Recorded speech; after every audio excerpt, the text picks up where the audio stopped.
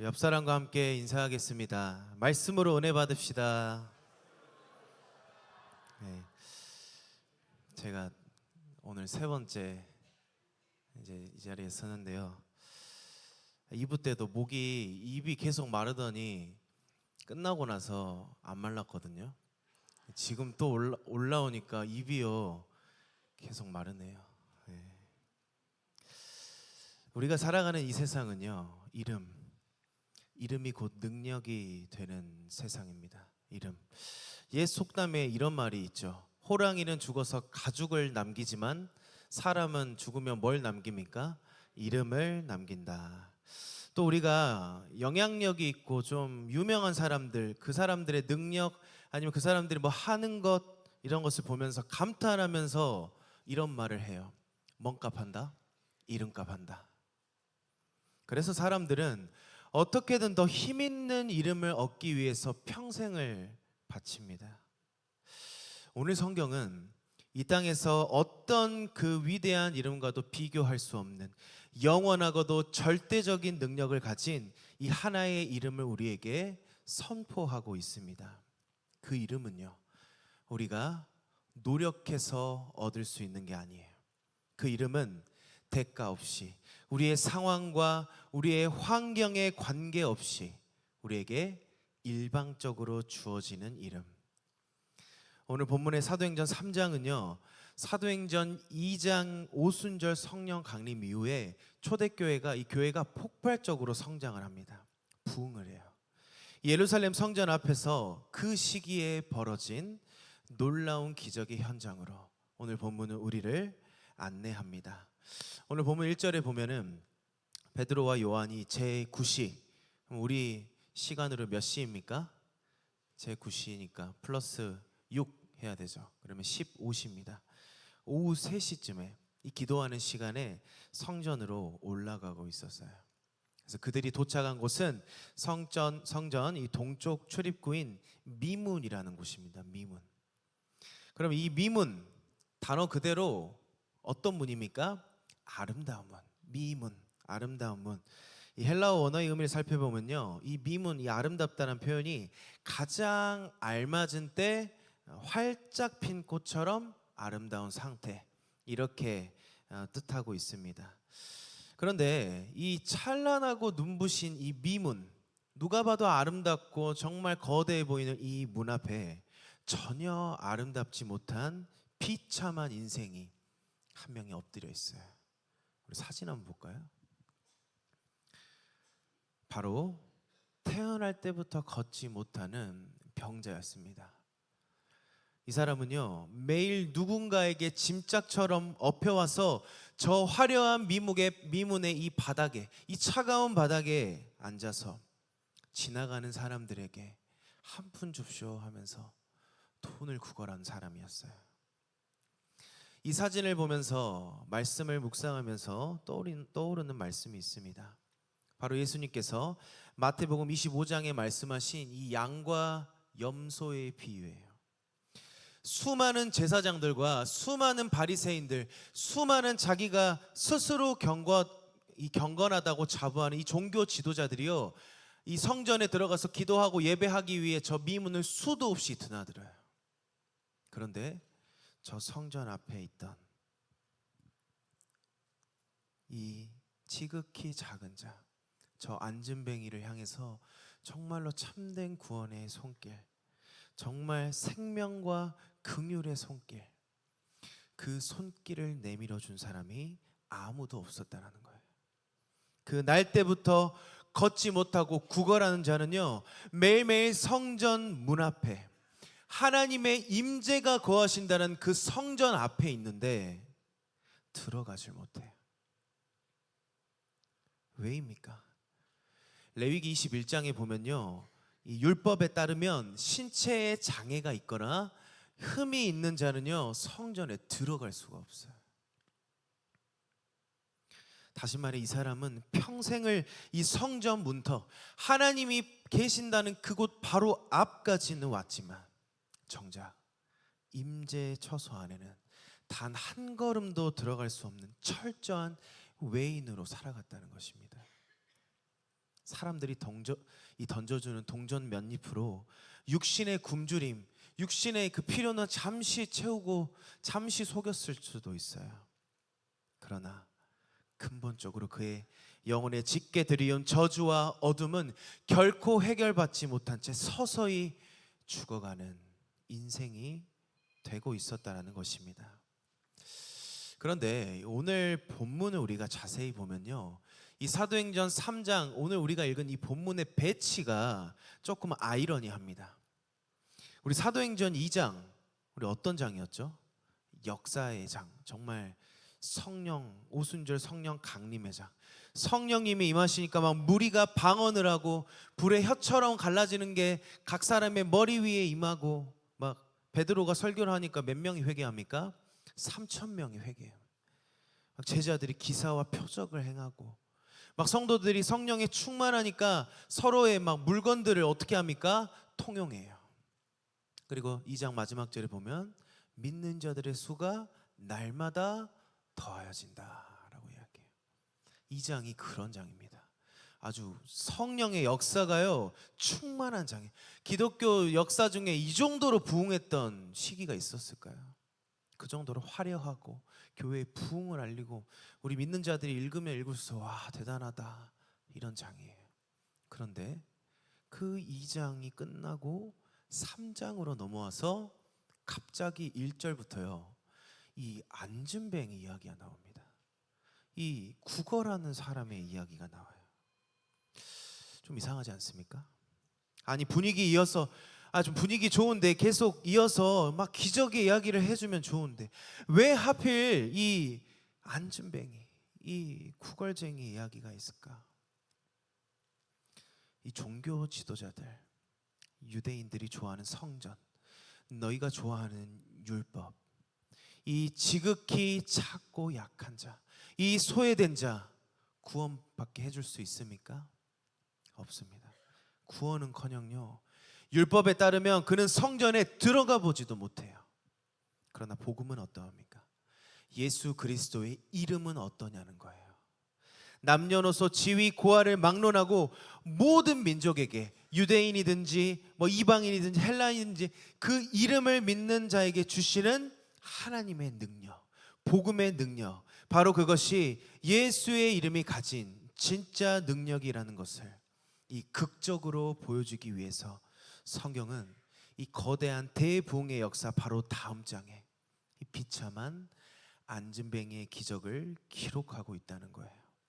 오늘 말씀을 통해서 율법도 성전의 화려함도 이 세상의 은과 금도 결코 해결해 주지 못했던 내 인생의 문제들, 예수 그리스도의 그 이름이 어떻게 뒤바꿔 놓는지 우리 함께 나누도록 하겠습니다. 예수 그리스도의 이름에는 어떤 능력이 있는가? 우리 첫 번째 한번 읽어보겠습니다. 시작. 문제를 직시하게 하시는 예수의 이름. 오늘 본문 4절부터 6절까지 말씀에 보면요, 베드로와 요한이 이 성전 미문에 엎드려 있는 이 병자를 향해서 나를 보라, 우리를 보라 라고 말해요. 그러자 병자가 빤히 쳐다보면서 무엇을 얻을까 하여 하면서 그들을 바라봐요. 그렇다면 여기서 이 병자가 기대했던 것은 무엇일까요? 이 병자가 구했던 것은 무엇이었을까요? 그가 구했던 게 구원이었을까요? 아니면 영생이었을까요? 아니요, 너무 뻔해요. 그것은 동전이었을 것입니다. 은과 금이었을 거예요. 내 끼니를 해결할 조금의 돈이었을 거예요. 그는 자기 인생에서 가장 시급하고 중요한 문제가 이 병자는 가난이라고 생각한 거예요. 가난. 그런데 이 날 때부터 걷지 못한 사람의 근본 문제가 뭐였습니까? 오늘 본문의 2절에서는요 그를 가리켜서 태어날 때부터 걷지 못했다. 그리고 다른 사복음서에 보면 40년, 이 사람의 나이가 약 40세 정도 됐다고 이야기해요. 40년 동안 단 한 번도 태어나서 자기 다리로 걸어본 적이 없는 거예요. 스스로 힘으로는요 자신의 운명을 단 1cm도 바꿀 수 없는 철저히 무능력한 상태가 되었다는 거예요. 근데 그는 근본 문제를 알지 못합니다. 단 하루, 아니 단 몇 시간이면 지나면 없어져서 또 구해야, 또 구걸해야 할, 다시 그 문제로 돌아가야 하는 단 몇 푼의 은과 금을 구하고 있다는 거예요. 사도 바울이 로마서 3장 11절과 12절에서 타락한 인류의 이 영적인 실존을 어떻게 진단을 하냐면, 우리 한번 읽어보겠습니다. 시작. 깨닫는 자도 없고 하나님을 찾는 자도 없고, 12절. 다 치우쳐 함께 무익하게 되고 선을 행하는 자는 없나니 하나도 없도다. 우리는 스스로 하나님을 향해서 단 한 걸음도 걸어갈 수 없고, 하나님을 단 한순간도 깨달을 수 없고, 하나님을 단 한순간도 볼 수가 없어요. 우리 스스로는 철저히 영적으로 죽어있던 상태, 우리가 그런 상태였습니다. 그런데 우리는 알지 못하는 거예요. 마치 영적인 안진뱅이가 되어서 내 영혼이 완전히 죽어 있는데, 내 이 영혼의 발목이 부러져 있는데, 우리는 그거를 깨닫지 못하고 엉뚱하게도 이 육신의 배를 채울 은과 금을 달라고 구하고 있었던 것입니다. 그때 베드로가 뭐라고 선포합니까? 오늘 본문 6절 우리 한번 큰 목소리로 읽어보도록 하겠습니다. 시작. 베드로가 이르되 은과 금은 내게 없거니와 내게 있는 이것을 내게 주노니 나사렛 예수 그리스도의 이름으로 일어나 걸으라 하고, 이 베드로는요 그 영혼에게 정말 필요한 것을 줍니다. 진짜로 근본의 문제를 해결해 줄 수 있는 필요한 걸 준 거예요. 우리의 근본 문제를 해결해 주실 분, 그 이름이 누구이십니까? 예수 그리스도. 그런데 이 베드로가 말한 이 선포가요 조금 자세히 보면 특이점이 있어요. 이 베드로가 그냥 나사렛 예수 그리스도 이름으로 일어나 걸어라 이렇게 하면 되는데, 앞에 뭘 붙이죠? 내게 있는 이것을 너에게 준다. 내게 있는 것을 너에게 준다. 그러면 베드로가 도대체 뭐가 있길래 자기한테 있는 걸 준다라고 했냐는 거예요. 그래서 생각하려면 우리는 아까 서론에서 나눴던 사도행전 2장 말씀을 떠올려야 합니다. 사도행전 2장에서 베드로에게, 그리고 초대교회 성도들에게 누가 임하십니까? 성령 하나님. 이 오순절 성령 강림을 기점으로요 이 베드로를 포함한 이 수많은 제자들의 삶이 180도 바뀝니다. 베드로가 어떤 사람이었습니까? 예수님의 수제자였어요. 예수님의 오른팔이었어요. 그런데 베드로가 예수님 십자가에 달리실 때 이 군중들의 너 예수님 제자 아니야 했을 때 예수님 몇 번 부인합니까? 3번 부인합니다.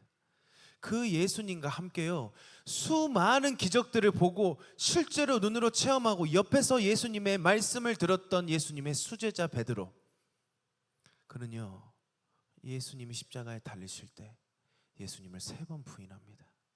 예수님의 제자들은요, 함께 예수님과 사역했던 그 제자들이요 예수님이 부활하셨다라는 그 소식을 들었는데도요 문을 걸어 잠그고 두려움에 벌벌 떨고 있었다는 거예요. 예수님이 부활하셨다는 소리를 들었는데도. 그런데 그랬던 베드로가 어떤 사건을 기점으로 인생이 바뀝니까? 오순절 성령 강림. 이 성령 하나님이 임하시니까 베드로의 인생이 바뀌는 거예요. 이 제자들의 인생이 바뀌었던 거예요. 이제는 정말 복음을 위해서 목숨을 바칠 정도로 담대하게 복음을 증거하는 자들이 되었다는 거예요. 베드로 안에는요 성령 하나님이 내주하고 계셨어요. 곧 예수 그리스도의 영이 그 안에 충만하게 살아 숨쉬고 계셨다는 것입니다. 그래서 베드로가 내게 있는 이것을 너에게 준다 하면서 예수 그리스도의 이름을 선포할 때 베드로 안에 충만했던 그 성령님께서 이 죽어있던, 이 닫혀있던 안진뱅이의 영혼을 강하게 두드리신 거예요. 자신의 진짜 근본의 문제를 깨닫고 알게 하시고, 아, 내가 정말 죽어있던, 영적으로 죽어있던 죄인이구나. 내가 나 혼자서는 아무것도 할 수 없겠구나. 주님이 아니면 난 살 길이 없겠구나. 이거를 깨닫게 하시고 은과 금만 바라보면서 구걸하던 그 시선을요, 우리 성령 하나님이 들어 올려 주셔서 진짜 생명이신 예수 그리스도를 바라보게 하신 것입니다. 사랑하는 성도님들, 오늘 우리 예배 가운데, 오늘 우리의 심령 가운데 이 성령 하나님의 조명하심이 있기를 소망합니다. 이 영적인 죽음 가운데 있었던 우리의 영혼을 살려주시는 이름, 우리의 이 영혼에 썩어가는 영혼의 그 아픔을 고치시고 내 인생의 근본적인 생명을 불어넣을 수 있는 이름, 오직 나사렛 예수 그리스도의 이름밖에 없음을 믿으시기를 바랍니다. 두 번째로, 예수 그리스도의 이름에는 어떤 능력이 있을까? 우리 두 번째 한번 읽어보겠습니다. 일으키시는 예수의 이름. 베드로가요, 예수 그리스도의 이름을 이렇게 선포하고 나서요, 어떻게 합니까? 그냥 돌아가지 않아요. 선포하고 땡, 이게 아닙니다. 우리 본문 7절 한번 보겠습니다. 시작. 오른손을 잡아 일으키니 발과 발목이 곧 힘을 얻고. 성도님들, 한번 이 장면을 한번 생각해 보십시오. 태어나서부터요 40년 동안 단 한 번도 걸어본 적이 없는 사람이에요. 그럼 그 다리는 어떻게 생겼을까요? 우리 제가 지금 오른쪽 어깨를 좀 다쳤는데요, 오른쪽에 다치니까 운동을 못 해요. 오른쪽을 많이 못 써요. 그래가지고 보면은 저는 이제 그 거울을 보니까 미세하게요, 이 오른쪽만 좀 작아진 것 같아요. 그 몸이 제가 몸이 작아지는 걸 정말 싫어하거든요. 몸이 작아진 거 오른쪽만. 이 사람은요 40년 동안 걷지 못했어요. 그 사람의 다리는 어떤 상태였을까요? 근육이 없었겠고요, 뼈가 말라서 앙상했을 거예요. 그런데 베드로가 이 예수님의 이름으로 그 오른손을 잡아서 덥석 잡아 일으킬 때 어떤 일이 벌어집니까? 그 굳어있던 발과 마비된 발목이 순식간에 근육이 들러붙고 뼈가 맞춰지고 막혔던 핏줄에 이 뜨거운 피가 돌기 시작하는 거예요. 여기서 우리는 7절에 쓰인 일으키니라는 단어에 좀 집중을 해야 됩니다. 이 신약 성경에 기록된 이 헬라어 원어를 보면요, 이 일으키니라는 단어는 이 에게이로라는 단어를 쓰는데, 이 단어는 굉장히 특별한 단어예요. 그냥 누가 일어섰다, 뭘 일으키다 이럴 때 쓰는 단어가 아니라요, 이 단어는요 예수님께서 죽은 자 가운데서 다시 살아나셨다, 다시 부활하셨다라고 선포할 때 쓰이는 단어가 이 에게이로라는 단어입니다. 즉 미문 앞에 이 치유의 사건은요 그저 운 좋게 이 막 관절이 고쳐지고 육체를 치유한 이 육신적인 치료만 있었던 게 아니라는 거예요. 완전히 죽어있던 생명이 다시 살아나는, 이 부활의 생명이 덮이는 새 창조의 역사가 되었다라는 것입니다. 이 놀라운 기적을요 사도 바울이 에베소서 1장 20절에서 이렇게 이야기합니다. 우리 한번 읽어보겠습니다. 그의 능력이 그리스도 안에서 역사하사 죽은 자들 가운데서 다시 살리시고 하늘에서 자기의 오른편에 앉히사.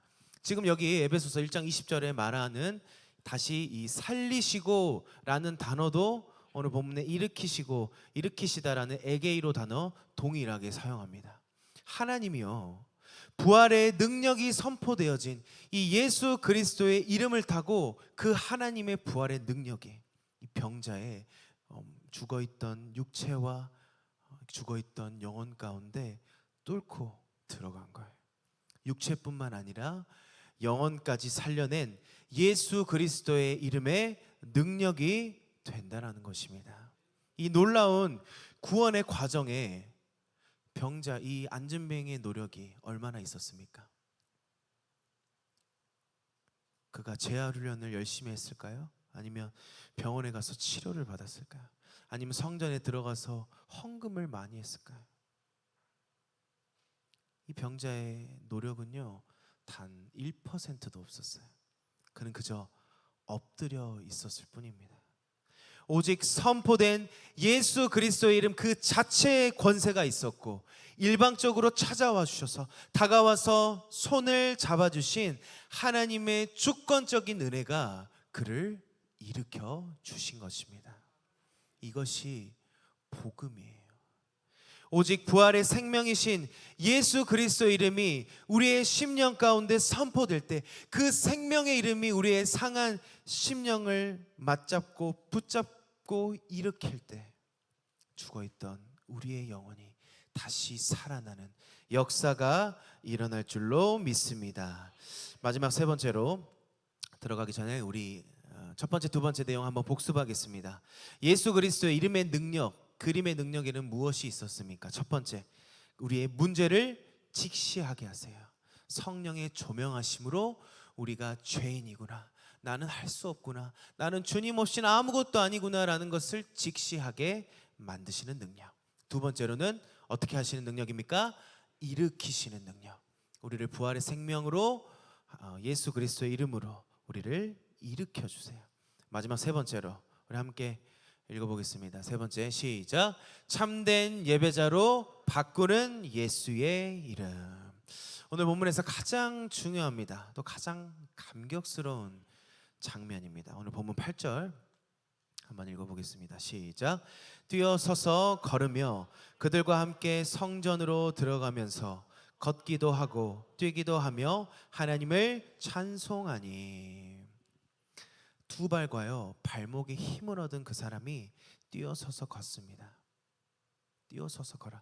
이 뛰어서서 이 40년 동안 못 걸었던 사람이 그렇게 된 것만 해도 기적인데요, 우리는 이 기적에 집중하는 게 아니에요. 저 사람이요 걷게 되고 뛰게 됐을 때 처음으로 한 것이 뭔지를 우리가 알아야 돼요. 처음으로. 이제 몸이 건강해졌으니까 이제 그동안 못 벌었던 내가 돈을 벌어야겠다. 아니면 자기를 무시했던 사람들에게 나 이제 걸을 수 있으니까 나 무시하지 마 하고 자랑하고 갔을까요? 그가 가장 먼저 한 행동 무엇이었습니까? 하나님을 찬송하니. 가장 먼저 어디로 달려갔습니까? 성전으로 달려갔다는 거예요. 얼마나 가슴 터질 듯한 감격의 장면입니까? 우리 한번 그림으로 볼까요? 저 성전, 화려한 저 성전 미문에요, 그 문 앞에서 저 사람은 저 성전 뒤에 뭐가 있는지도 잘 몰랐을 거예요. 저 화려했던 성전 앞에만 있었던 저 안진뱅이가 모든 사람들 앞에서 하나님의 성전에 들어가서 하나님께 무엇을 하고 있습니까? 찬송을 돌리는 거예요. 예배를 드리는 거예요. 하나님께 영광을 돌리는 거예요. 예수 그리스도의 이름의 능력은요, 우리를 참된 예배자로 우리의 신분을 바꿔주는 능력이 있는 줄로 믿습니다. 우리가 그 예수 그리스도의 이름, 그 예수 그리스도 이름의 능력, 복음의 능력, 그의 신분은 하나님을 만나볼 수도 없었고 성전 밖에서만 맴돌던 영적으로 육적으로 죽어 있었던 이 안진뱅이, 예수 그리스도의 이름의 능력으로 하나님을 찬양하게 되고 성전에 들어가 하나님을 예배하는 참된 예배자가 되었다는 거예요. 참된 예배자로 살아가는 삶, 어떤 삶입니까? 오늘 본문 마지막 9절에서 10절에서 그 답을 줍니다. 어떤 사람이 참된 예배자인가? 한번 읽어볼까요? 모든 백성이 그 걷는 것과 하나님을 찬송함을 보고, 10절, 그가 본래 성전 미문에 앉아 구걸하던 사람인 줄 알고 그에게 일어난 일로 인하여 심히 놀랍게 여기며 놀라니라. 예수 그리스도의 이름의 능력을 경험한 자, 내가 정말 나 혼자선 스스로 아무것도 할 수 없고 죄로 인해 죽었던 자구나, 내 영적인 문제를 알고 부활하신 예수 그리스도의 생명으로 일으킴을 받은 자, 우리의 신분이 참된 예배자로 신분이 변화된 자, 그 예배자의 삶은 어떠한 삶입니까? 우리 9절과 10절에서 읽었던 것처럼 이 세상에서요 당당하게 그리스도인으로 사는 거예요. 사람들이 보고 놀랍니다. 궁금해해요. 저 사람은 도대체 뭔데 저렇게 살까? 저 사람은 어떻게 저렇게 살지? 삶에서 감사가 넘치고 삶에서 기쁨이 넘치고 때로는 막 미련해 보일 정도로 상대방을 배려해주고 어떤 상황에서도 감사하고 사랑하려고 노력하고 세상 사람들이요 우리의 삶을 보면서 질문해야 돼요. 궁금해해야 돼. 너 뭐 때문에 그렇게 살아? 말씀을 마무리하면서 꼭 보고 싶은 영상이 있어서 짧은 한 10초 되나요? 10초짜리 영상 하나 볼까요? Excuse me. Excuse me. Sorry? What makes you confident? Jesus Christ. You are walking with such a confident walk. Thank you. It's just I'm a Christian, so I'm gonna Faith. faith. 네. 자막이 보이셨습니까? 그 인터뷰하는 사람이 당신은 어떻게 이렇게 당당하게 걷습니까? 라고 물어봐요. 저 여자분이 물론 제가 그 영상을 이제 몇 번 봤는데 걸어오는 폼이요 그 모델 포스이긴 했어요. 근데 당당해 보이니까 물어봐요. 그 여자분이 한치의 망설임도 없이 뭐라고 말합니까? Jesus Christ. 나의 당당함의 이유는, 나의 삶이 행복해 보이는 이유는, 나의 삶에 감사가 넘치는 이유는 누구 때문입니까? 예수 그리스도 때문이다. 멋있지 않습니까? 우리가 이런 삶을 살아야 되지 않겠습니까? 내가 예수 그리스도로 인해 살았으며 내가 예수님의 은혜를 받았으며 내가 그 이름으로 말미암아 참된 예배자가 되었으면 우리 이 세상에서 당당하게 예수로 살아야 되지 않겠습니까? 우리의 삶이 은혜 받은 자답게 예수님의 자녀답게 살아가는 우리가 되기를 소망합니다.